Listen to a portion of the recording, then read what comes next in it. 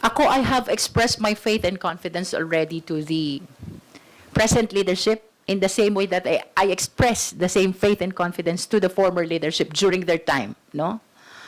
Remember that this is a constitutional duty. This is not a question of sino ba ang Senate President? Sino ba ang presiding officer? Sino ba ang clerk of court? This is a question of proceeding to trying the case and rendering judgment afterwards, no? This is not a question about personality of who will preside, personality of who will be the senator judges, personality of who will be the prosecutors or the defense. What the Constitution mandates is very simple and clear. Trial forthwith. It does not mention about personalities or positions. And after trial forthwith, judgment which is either conviction or acquittal. Dagdag ko lang po, nung nanumpa ang mga senador natin bilang mga mahistrado, they promised that they would set aside o isasantabi nila yung kanilang political affiliations at sila ay magiging impartial at objective. At yun ang aasahan natin sa darating na paglilitis. Huli na lang po. Anong mensahe po kaya sa tingin niyo would it send if the Senate remains preoccupied po with internal leadership issues while an impeachment trial is pending? Magagalit ang mga tao. Yun ang klaro. Because the survey already shows the super majority of the Filipino people who are waiting for this trial, no? From my last recollection, 74% ng mga Pilipino ang gustong-gustong matuloy na itong impeachment trial na ito. And remember, the allegations in the present articles of impeachment are the same allegation in the articles of impeachment back in the 19th Congress. Ibig sabihin, we are dealing with the same questions on threat, confidential fund, bribery, and unexplained wealth. Which means, simula 19th Congress hanggang sa oras na ito, wala pa pong naririnig na kasagutan ang sambayan ng Pilipino. So to your question, kung anong magiging consequence, anong reaction ng mga tao, certainly from my end, magagalit ang mga Pilipino if we keep on delaying this impeachment trial. Siguro ang dagdag ko na lang din, ang mensahe kung magkakaroon ng tuloy-tuloy na pagkakaroon ng delay ay isang araw na naman na hindi nauuna ang pananagutan. Isang araw na naman na hindi na pa-prioritize yung tanong, asan po ba napunta yung pera ng taong bayan? Asan po yung mga sagot para masabi natin na yung pamumuno, no, ay naaayon hindi lang sa konstitusyon, pero sa anong pangangailangan ng mamamayan. Kaya nga po, as the days go by, nakita nating tumataas yung mga humihiling na magsimula na ang paglilitis. Dahil the longer this goes on, the longer these issues are unresolved, mas nararamdaman ng mga Pilipino na hindi inuuna yung mga panawagan nila. Kaya po, para unahin natin yung priority of the Filipino people, kailangan nang magtuloy-tuloy yung paglilitis. Matagal nang iniintay ng sambayan ng Pilipino ang makita ang ebidensya at malaman ang katotohanan dito sa impeachment case na ito. At dapat wala nang maging sagabal sa trial sa Senado. I just want to add that I have an update about the filing of the manifestation, no? So, nag-furnish po tayo ng copy ng manifestation ng 11 prosecutors sa Office of the Vice President. We also furnished copy of the manifestation to Fortune Narvasa Law Firm. And thereafter, ito po'y dinala na ng Secretary General ng House of Representatives sa Senado. And it was received at exactly 11:15 a.m. This is through SecGen General Bantug under the leadership of Acting SP Win Gatchalian. Thank you, Marian. We will now call on Isaiah Mirapuentes of Billionario. Hello ko, good morning po. Sundan ko na rin po yung mga tanong regarding sa possible na maging delay sa mangyayaring impeachment. If ever nga kung magkaroon ng delay, ano yung mga possible remedies na pwede natin gawin? How will we react on it since may utos ang Korte Suprema na forthwith? Hindi lang naman ang Supreme Court ang nag-utos ng forthwith, mismo yung ating saligang batas ang nagsasabi na dapat forthwith ang paglilitis ng kaso. Gagawin namin ang lahat para matuloy ang paglilitis. It's very hard to anticipate what exactly will cause delay. But if ever, I think the weight of the public's, yung pag-iintay ng taong bayan dito sa paglilitis ay talagang magiging malaking bagay na that will stop any further delays in this case. And we are expecting, we're ready to prepare to present our evidence come July 6. We hope that there will be no obstacles to that happening.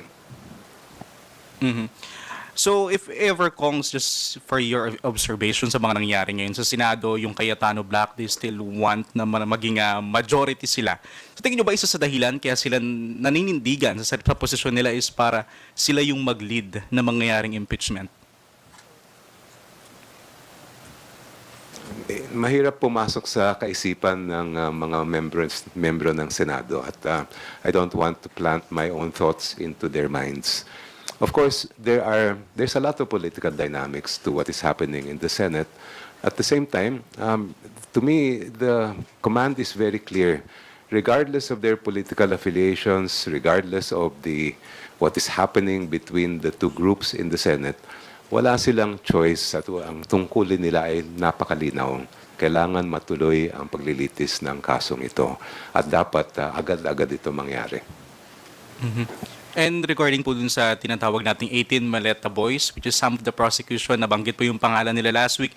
And sinasabi na rin natin na isa sa dahilan kaya po ito nangyari para rin siraan yung kredibilidad ng House Prosecution Panel. Do you think po ba this time nasira ba nila o hindi naman?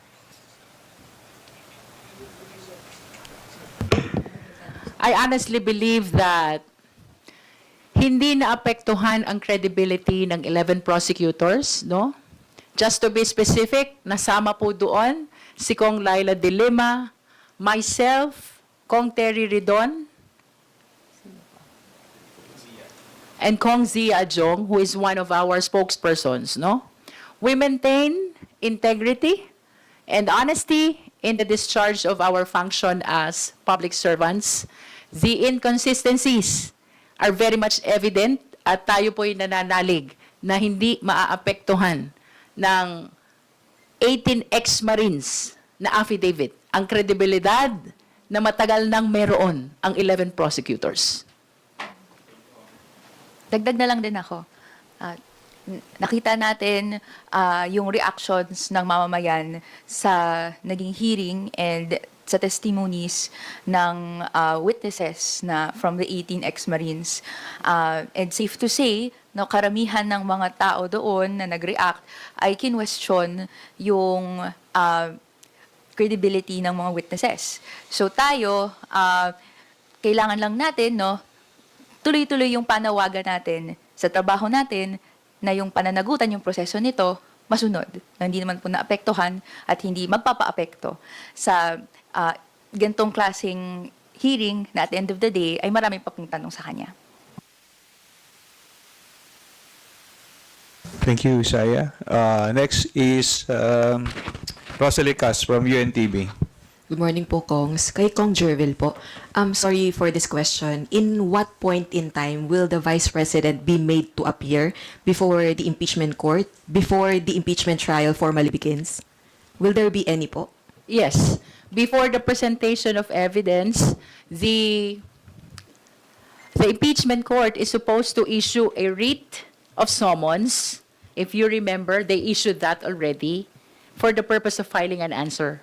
But if you will be going back to the rules, that writ of summons is supposed to mention not only the filing of answer, but also the appearance of the respondent vice president before the impeachment court. But it never happened po. The writ of summons only made mention about the filing of answer. Actually, that was our observation, Kong Chel and myself, no? So we anticipate that another writ of summons may be issued by the impeachment court, and that is for the purpose of Vice President's appearance before the impeachment court. Kung titingnan po natin yung rules of the Senate as an impeachment court, malinaw na nakalagay doon na aside from yung utos na sagutin ni Vice President yung articles of impeachment, dapat din magkaroon ng isang hearing na haharap ang Vice Presidente sa impeachment court at doon malalaman kung ano yung magiging plea niya. Kung halimbawa ayaw niyang pumunta, then the automatic under the rules that will be considered as a plea of not guilty. On the other hand, the rules also provide that the respondent has the choice of entering a plea of guilty during that hearing. So inaantay din natin at kung ang magiging batayan natin ay yung rules, dapat talaga magkaroon ng hearing na yon before the actual trial on July 6. That should happen po ba before the pre-trial conference? Well, it should happen at the latest before the trial. Okay po. Additional lang po, since hanggang ngayon po ang sitwasyon sa Senate ay ang leadership remains to be contested, do you think this is an advantage for the defense team? I don't see that what is happening in the Senate will be an advantage to the defense team. This is about the evidence. At matagal na rin namin iniintay yung pagkakataon na ilatag ang ebidensya hindi lang sa mga senator judge, kundi sa lahat ng mga Pilipino. And we are really in the process now of making sure that our presentations are done in a way that will be felt by everyone. Dagdag na lang din po. I think ang further delay ay disadvantage din to the defense. Dahil gusto natin yung mga ebidensya at sagot ni VP ng defense doon sa articles of impeachment na nanggaling sa citizens' complaints, no, at duly na process ng House Committee on Justice ay ma-dispense with na. Kaya po ang gusto din natin, matapos na yung paglilitis. Para sa punot dulo po nito, kung ano man yung aligasyon, may magtatatak, no? Alin dito yung mabigat, alin dito yung totoo, alin dito yung pwedeng isantabi na. Ang pagtutuloy-tuloy ng paglilitis will be supposedly to the advantage of the Office of the Vice President, of the official therein, at lahat ng mga institusyon na humaharap ng mga gantong aligasyon. So, bagamat may mga gantong mga delays, gusto natin matuloy-tuloy na siya. Sorry po, last on my part na lang po. Pero if wala pa rin pong formal notices from the Senate Impeachment Court ngayong linggong to, yun po yung makakapagpa-cause of concern po sa inyo? Ako, very positive ako na may marireceive na tayong official notice within the week. Again, this is anchored from the pronouncement of Acting SP Win that he will be following the original timeline released by the Senate. Ma'am, if wala pa pong formal communication, meron po bang informal communication or meron na po ba kayong pakikipag-usap kay Acting SP po? We are not aware if the leadership has communication with the new leadership of the Senate.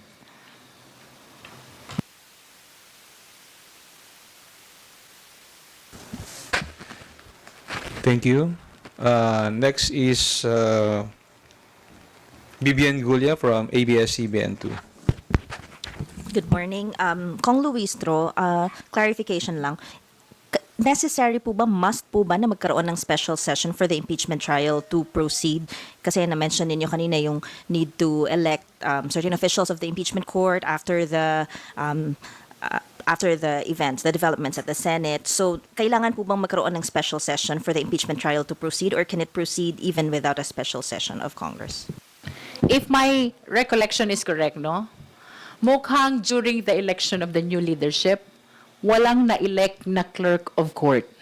So if ever special session is necessary before the start of this impeachment trial, perhaps it will be for the purpose of electing the clerk of court. I am not certain if there is a rule that the Secretary General can automatically assume the position of the clerk of court in the absence of election, but we will be inquiring this concern as well with the Senate. Since we have the acting SP and the notices can be issued by the clerk of court, if the new leadership is aligned to the position that SecGen may assume the position of the clerk of court, I think it can proceed. maybe also get an update on the list of witnesses for the pretrial brief. Previously, you mentioned around 25. Nadagdagan po ba ito? Nabawasan? We're still on the 25 as the approximate number of witnesses intended for the 4 articles of impeachment already. So far, wala namang changes. Thank you, Kong.